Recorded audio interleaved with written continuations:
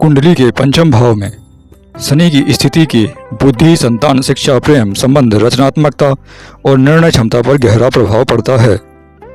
पंचम भाव को बुद्धि, संतान और मनोविनोद का भाव माना जाता है। शनि का यहाँ पर अपनी स्थिति राशि दृष्टि बल के अनुसार शुभ या अशुभ परिणाम देता है। नीचे विस्तार से कुछ बताया गया है।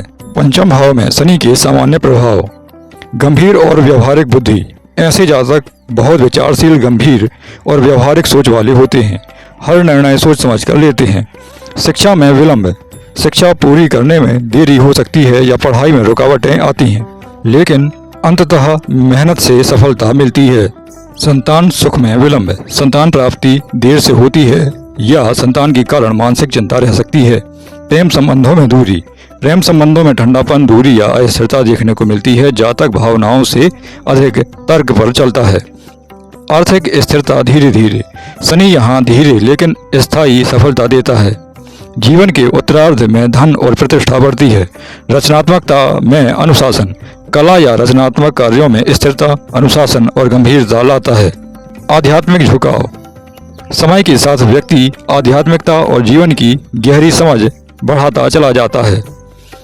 यदि शनि शुभ स्थिति में अर्थात स्वराशि, उच्च राशि या बलवान हो, तब जातक अत्यंत अनुशासित, बुद्धिमान और योजनाबद्ध जीवन जीता है। शिक्षण, प्रशासन, इंजीनियरिंग या रिसर्च क्षेत्रों में सफलता मिलती है। संतान आज्ञाकारी होती है, यद्यपि देर से प्राप्त होती है। व्यक्ति धर्म, नीति और कर्म पर आधारित जीवन जीता है।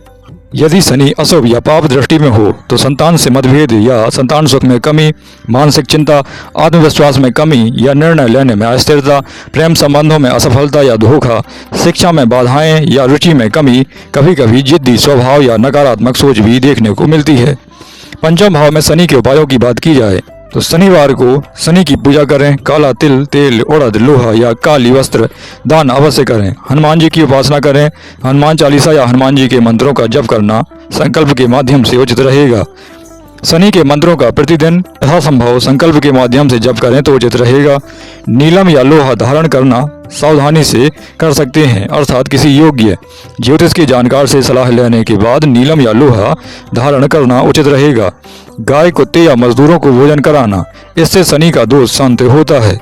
काले तिल का तेल दीपक में अवश्य जलाएं। शनिवार को पीपल के पेड़ के नीचे यह दीपक जलाने से अत्यंत लाभदायक रहेगा। शिक्षा और संतान से जुड़े कार्यों में ध्यान रखें, क्योंकि शनि धीरे धीरे लेकिन स्थायी सफलता अवश्य देते हैं।